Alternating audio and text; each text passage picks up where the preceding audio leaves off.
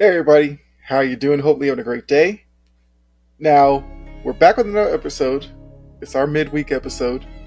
So we're going to talk about, as you can see right here, stars coming out of the woodwork, talking about they want to play for Team USA at the Olympics next year. We'll talk about that. The MLB playoffs, we've gotten through the wild card round. So we'll talk about what happened there. Plus look at the division series round. Then we gotta get into the NFL, of course, because with it being Thursday, it's the start of a new week. So we'll look back at week 4, review a couple of the games, look at my picks, see how I did. Then I'll make my first pick of the week, of course, with Thursday Night Football being Bears versus Commanders. So go ahead and get into it. Let's have some fun. So like I said, bunch of these NBA stars are, looking at what happened with Team USA, the debacle that was at the FIBA World Cup, which, depending on who you ask, look, it could be a coaching issue, could have been roster construction, but for whatever reason, they didn't medal, which now has a lot of people, like I said, a lot of the stars of the NBA now looking at it as, maybe we should play in the Olympics, I guess reassert the US as the dominant nation in terms of basketball. Even though I feel like just because of the World Cup, finishing 4th or whatever, I don't know, people doubt whether the US is still the best in the world. But look, I know some people have an issue with stars going over and playing in the Olympics. And I kind of get that. But I put up on, with the graphics, some of the quotes from a lot of these players. I think Kevin Love kind of puts it in perspective.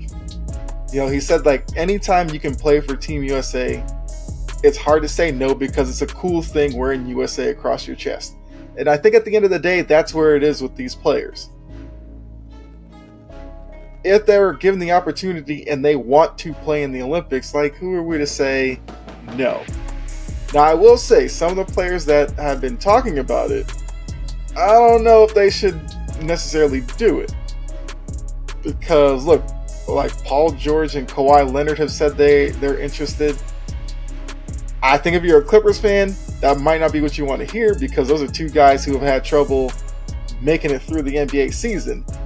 Now to have them go play in the Olympics before next season gets underway, then have them play in the season, you'd have to be worried, is the chance of them even making it through next season even lower if they play in the Olympics? Not to say the Olympics is necessarily going to be taxing on them in the case that when, PG and Kawhi play for the Clippers, they got to play 30 minutes a night for the team to be successful. Looking at Team USA, they wouldn't have to do that. So, it's going to be an interesting dynamic if they do actually play. But they know there are two names that are up there. Durant said, LeBron. I found it interesting. This is something I did not know. But Steph Curry has never played for Team USA in the Olympics, which is kind of wild to think. But I do think in a case like that, if he decided to play next year, with it being his first time, I don't think people would have an issue with that if he just wanted to play to get that experience in. Trae Young is another guy who's throwing his name out there, which there seems to be something between he and Team USA because he feels like he should have been on the World Cup team. They left him off. So now he's talking about he'd be interested in playing at the Olympics. I don't think Trae Young changes the fortunes of Team USA at the World Cup. That's, I guess, neither here nor there. I mean, I guess in the comment section you can let me know if you think he would have made a big difference. I don't, but, it is what it is. For some other names, Zion, I think Zion's in the same camp as Paul George and Kawhi. If Zion goes through this year with the Pelicans and plays 65, 70 games, then wants to do the Olympics next year, more power to him. But if he has another injury-riddled season, he doesn't need to go. But like I said, a lot of names that are interested. Jaylen Brown, Tatum, Middleton. Middleton's another guy who probably needs a healthy season before he could do it. But it seems like because the World Cup went so bad, now I guess the stars of the league want to make sure it doesn't happen in the Olympics as well. So I guess the last thing I'll say about this is I'm one of those who has the mentality that, like the team that took at the World Cup, which is like a lot of young stars, I don't have a problem with that. I think the biggest issue with the World Cup team was the construction of the team did not fit international basketball. That's where the issue was. So I wouldn't even mind if you brought most of the World Cup team to the Olympics, just tweak the roster a little bit. I think they'd be fine. But when you're dealing with international basketball, you have to have low post play because of the rules. The ball's on the rim, you can knock it off. So you need guys who kind of man the paint. With the World Cup team, that basically came down to Jaren Jackson Jr. And I just don't know if he could handle that in the international game. Because a lot of these other countries, they have like a couple of big bruiser types. And I don't know if Triple J can handle that. So we'll see. Maybe we get a nice little healthy mix, which I would be perfectly okay with. If you want to have like LeBron, Durant, Curry as like your veteran type guys, then you mix in like Brown, Tatum, Donovan Mitchell types, like as your established stars, and then younger guys like Jalen Brunson, Josh Hart, something like that. That's where I think Team USA needs to send over there. But we'll see. Look, the Olympics are still like 9-10 months away. So a lot of these players who have probably come out and said they want to do it, some of them may back out by then. Or if they are all interested, it'll be interesting to see what does Team USA do in terms of who they send over there. Because you can only send 12 guys? Or 15 at tops? I think it's 12 for the Olympics. It'll be interesting. Also, obviously, let me know what you think about star players going over there. Or do you think it should just be the younger guys? So, MLB postseason. Past couple of days, we've had quadruple headers each day. It's been fun. We have a few days now in between the wild card round and division series round because each of the 4 wild card series were 2-0 sweeps. I think for the most part, fans and everything would look at that and be like, oh, it wasn't really competitive. I think for the postseason, it's been fun to watch. I will say that. So let's go through the wildcard matchups really quickly. I'll give you a quick thought on each one, and then I'll give you my predictions for the division series. So we'll start American League over to National League. Blue Jays Twins. Shout out to the Twins for breaking their 18-game postseason losing streak and moving on. Shout out to them, like I said. For Toronto needs to figure out this pitching staff. I cannot understand how, as prolific of an offense as they have in terms of the names like Guerrero and those guys, the uncertainty in the pitching staff still continues to baffle me. Now, their manager Schneider came out and said it's cool to second guess what he did in Game 2. I hated it. They had Berrios on the mound. He was looking good through 4. Well, through 3, I guess. And then in the 4th inning, he walked a guy. Schneider comes bolting out of the dugout to take him out to bring in Kikuchi. Went downhill from there. And I get it, the whole analytics stuff where pitching now it's like 2 times through the orders max because the 3rd time through, whatever. Well, I think when it comes to the postseason, you can, I guess, use analytics, but it can't completely drive your managerial style. With the postseason, there's got to be some type of a feeling involved. Berrios looked good, leave him out there. For all we know, Berrios could have gone 7 strong innings, and maybe we're looking at a Game 3 today. But pulled him out. Kikuchi started walking players, but he had to face 3 batters, so Schneider couldn't take him out. And they ended up giving up runs, which led to them losing and being swept out. So Minnesota's moving on. I'll talk about them here shortly. Rangers Rays, I did say I would not have been surprised if the Rangers beat the Rays. They swept the Rays. And look, I'm going to say this for Tampa Bay. The embarrassment that was that home crowd turnout, which I know has always been an issue in Tampa Bay, they need to figure something out. Because this is like MLB postseason, and you're drawing like, what were they drawing? Like 6,000 fans or something like that? Like, that's embarrassing. This is a national spotlight, and you can't get fans to show up for a Rays team that, you know, was the 4 seed. Yes, they were missing McClanahan, their top pitcher. Wander Franco, we already know what happened with him during the season. He wasn't available. But, I mean, it's just a bad look for the league. You know, they were, you know, a team that's dealt with attendance issues because of their ballpark, because of location and everything like that. I believe I saw somewhere like a few weeks ago that there's plans to build a new stadium, which I hope fixes this issue, because it's like I said, I mean, as a Red Sox fan, I hate, like, when I'm watching TV and you see Red Sox games at Tropicana, the ballpark has just had too many weird quirks about it. The fan support just isn't there. It just doesn't make for an enjoyable experience watching. So hopefully they get that fixed. But once again, I'll talk about Texas here shortly. National League, we had the Diamondbacks upset the Brewers. It's another one I said would not have been surprised if that happened. Look, in the National League for the Diamondbacks, they're a team I look at like the Orioles.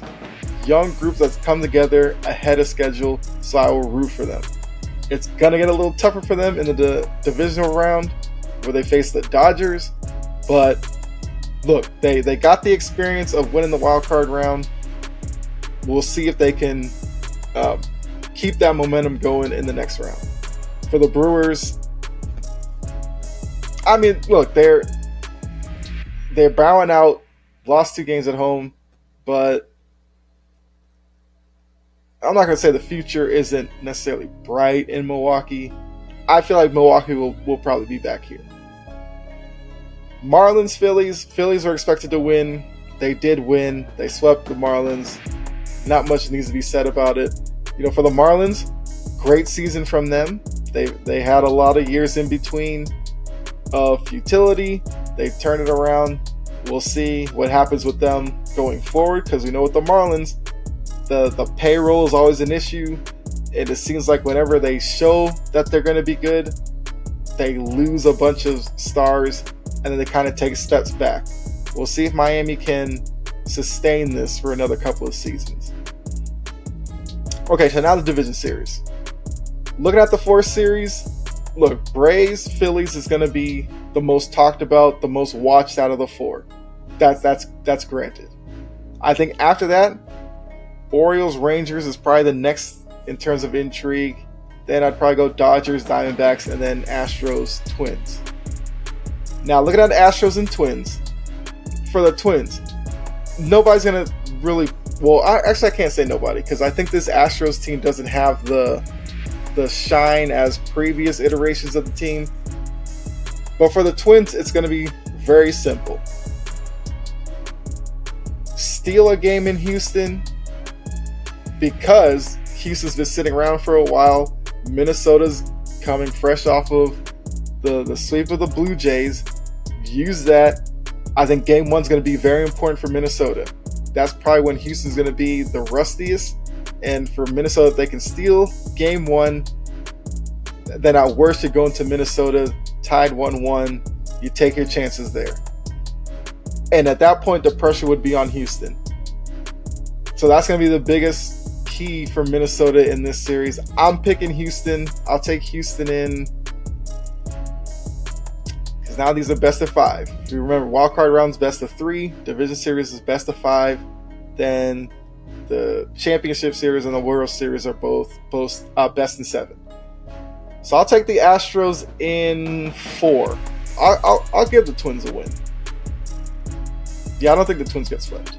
So I'll take the Astros in 4. Orioles, Rangers. Kind of what I said about Arizona. Same thing with Baltimore. I'm rooting for Baltimore. AL East.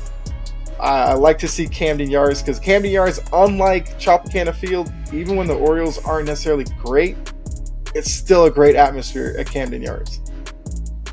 And I think with them being the 1 seed, first playoff game in a while, it's going to be definitely vast change for Texas, who went into Tampa Bay, had no problems, no home field advantage there for Tampa Bay. There's going to be one in Baltimore. We'll see how the Rangers can handle that. And for the Orioles, can they handle the expectations now of being a top team in the American League with a group of guys who have not necessarily been here before? That's going to be the key for them, because the young teams in the postseason usually takes a bit of a learning curve. But I think the Orioles have a good opportunity this year to make a World Series run. Not going to lie to you. If they get past the Rangers, I picked the Astros in the other series. I think this Orioles team could beat the Astros. Why not? Maybe the Orioles can go on some magical run like the Royals when they won it all. Or even the Red Sox was the 2018 when they weren't expected to do much. They had some magical World Series run. I can see the Orioles doing something like that. For Texas, look, it's going to be about their offense and their pitching staff stepping up. Because there's been a lot of questions about their pitching staff, but they looked all right against Tampa Bay. I'm going to take the Orioles in 5 in this one. All right, National League, we'll start with the Diamondbacks and the Dodgers. So with the American League, both division series aren't dealing with divisional foes facing each other. The National League, both series, divisional foes, which could make it for a more interesting series. We'll see. But Diamondbacks, Dodgers, both NL West teams, so they know each other very well. For the Diamondbacks, look, playing with house money, not expected to win here. Play like a team that's just going to be aggressive and just throw caution to the wind. That means I want them being aggressive on the base path, aggressive in terms of at the plate, swinging early in the counts, do it all. Because if they get swept, who cares? But they're kind of in a situation that most underdog teams are in. Steal a game in LA, the pressure will go heavily on LA. Trust me. There's a lot of pressure on LA to get it done. At least in my eyes, because they've brought in numerous big names. They spend numerous amounts of money to assemble this team and previous teams over these years.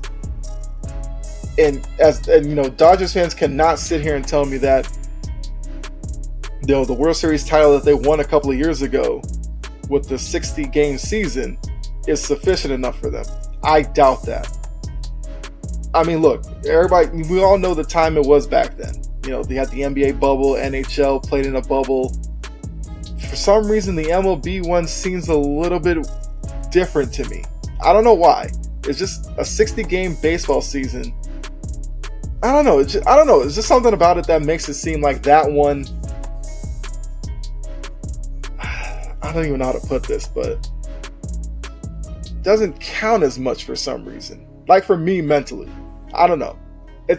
I honestly believe out of the bubble ones, the baseball one's the most forgettable for some reason.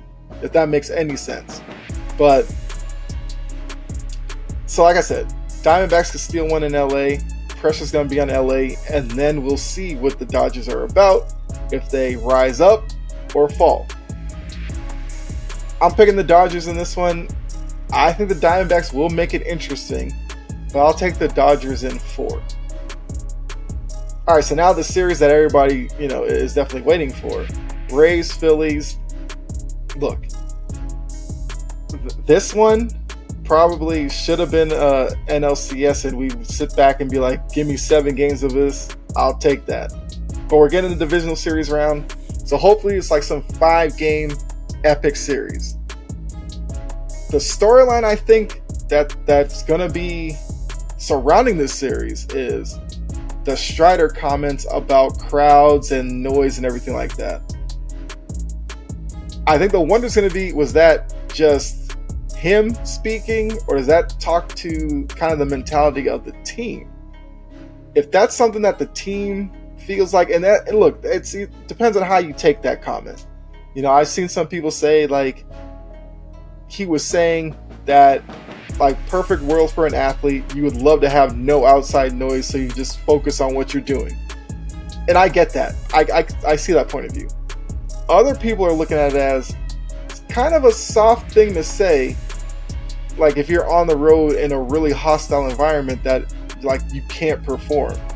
So depending on how you look at Strider's comments might affect how you look at this series. But if it's something that, like, is mentally weighing on the Braves, that they're worried about playing in Philly and being able to handle that environment, then yeah, the 2 games in Atlanta are very important to Atlanta. Because if they leave Atlanta split 1-1, you have to say the advantage is in Philly's hands. If the Braves sweep the 2 games in Atlanta, then who cares what they think about Philly? They could go to Philly, get swept, at least they have Game 5 back in Atlanta. So I think it's going to be an interesting series between the two. With Harper and Schwarber for the Phillies leading that offense. For the Braves, you have Olsen and Acuna, as well as, other guys mixed in as well. I'm going to go with the Braves in 5. But like I said, I'm hoping like this is an epic series. I believe the divisional round gets underway Saturday. So, I can't wait. I mean, let me know if you'll be watching. Have you been watching the postseason so far? Because I know, like, I haven't seen every game, but I've seen a lot of them. And, I am a baseball fan, but I do think I'm one of those fans who maybe pays more attention to the postseason than the regular season. I don't know if does that make me a casual. You'll have to let me know. But just to recap, I've got the Astros in 4, Orioles in 5, Dodgers in 4, Braves in 5. You let me know in the comments if you agree with me. If not, let me know your predictions. Let's move on. So now we're going to switch gears, go to the NFL. Look, I was coming off a 12-5 week 3. Week 4 did not go as well. I went 7-10. Could have been better, to be honest with you. I lost. The Broncos won by half a point. Broncos won by 3. Spread was 3.5. Okay. The Cardinals for I guess some of that game against the Niners seemed like could have had a backdoor cover there. Maybe we're looking at the week a little bit differently. Patrick Mahomes was walking into the end zone, which would have given them a 10 point lead, which would have given me the cover there and the win. But he gave himself up at the 1 yard line to kill the game. And, so yeah, very easily could have been 10-7 instead of 7-10. But I'm back under 500 for over the season, 31-34-2. Not a bad place to be after 4 weeks. I do think from here on out, as we've learned a lot about some of these teams through the first 4 weeks, I think the predictions should get a little easier. But it is also the NFL, and it's always unpredictable. I mean, the bold prediction hit again. I believe I'm like 3-1 on my bold predictions. Cardinals, Niners over 43.5. They blew past that. But look, quick thoughts on week 4. Let's see. The Toy Story broadcast with Jaguars Falcons, the London game, cool. Hope they do more of it. I'd be interested if they do like more themes to kind of connect more with the kids. I doubt they're going to do Toy Story each time, but a lot of Disney properties you could tap into. Do you do, let me see some other popular movies like Frozen? Do you do, I don't know, Lion King, Aladdin, who knows? Tap into all of it. Create a theme for each one of them that's a little different. I think it's a cool concept. like the one-to-one action between the Toy Story and the live broadcast was really good. There was very little delay. And like I said, I thought it really added to the experience. Now, obviously, I'm not like a dad or something, but I've seen on TikTok and stuff like that where a lot of dads enjoyed watching it with their kids. And I thought it was cool how they had, like, during the commercial breaks, a little trivia thing. And it wasn't just sports trivia for the kids. They threw in, like, Toy Story trivia for maybe some of the parents who are watching. And I just love that. I think so far what the NFL's been doing, whether it was like the Nickelodeon stuff and now this Toy Story thing, I think it's a big W for the league. And I hope they tap into it a little bit more. I think best case scenario, you'll have to let me know if you agree with this, but could we see a scenario where maybe they dedicate not only like the international games, which I think would be easier to do because they're earlier in the day, but maybe they pick like 1 o'clock game. Well, I'm saying 1 o'clock because I'm on the East Coast, but one of the 1 p.m. games have an alternate broadcast that they put on Disney Plus, ESPN Plus, or if you want to put on like ESPN2, ESPN2 or something like that. Do one of these themed broadcasts for the kids so that way for families that are trying to watch football together, it creates a broadcast for them. I think that'd be a cool thing to see going forward. But let me know if you liked it or not, if you checked it out even. Looking at the rest of the week, look. Dolphins Bills did not live up to the hype. Bills dominated Miami. We'll have to see what happens when they face each other again, with the game being in Miami, if it's a little different or if Buffalo just is the better team. The Texans continue their, I guess, surprising play to start the season, beat a struggling Steelers team right now. But I'm loving what I'm seeing from CJ Stroud. A lot of credit to him. DeMeco Ryans has completely changed the culture there in just 4 weeks. Shout out to him. The Broncos-Bears game, which was kind of being mocked before the season because both teams were just struggling, was actually a pretty entertaining game. We saw probably the best game from Justin Fields of the season. We saw the best of the Broncos so far this season. It was entertaining, you know? The Broncos did end up getting the win, so the Broncos maybe answered a couple of questions. There's still plenty of questions to go around in Denver. Don't get me wrong, but at least they got that win.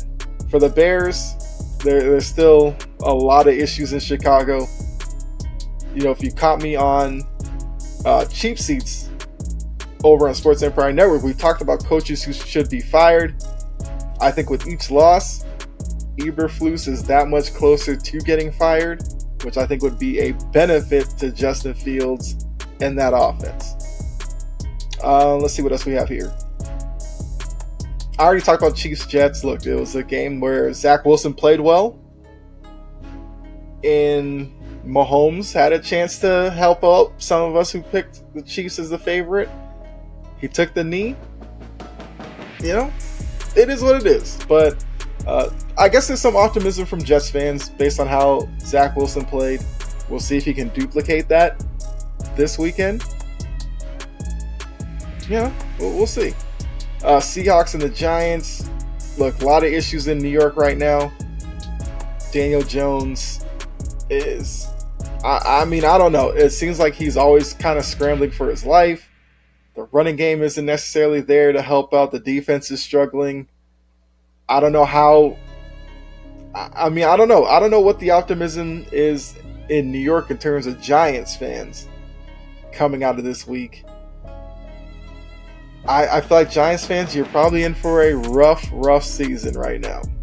But we'll see. Can they turn it around? For the Seahawks, look,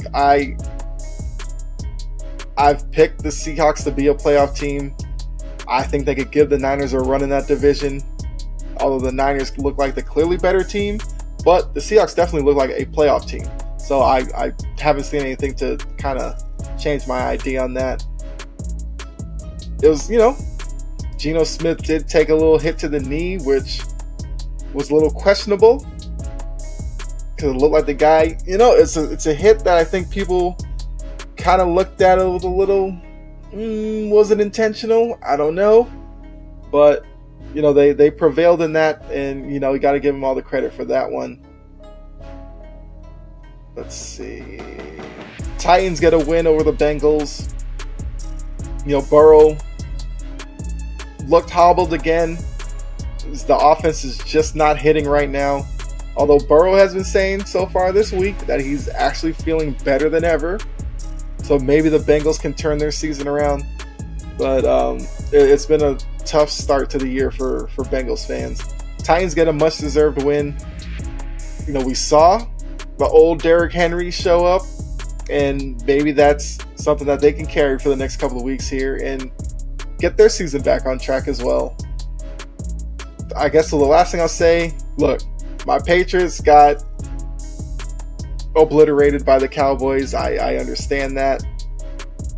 But season's still young, right? No need to overreact yet. Yes, they're 1-3. But the next couple of weeks are very winnable games.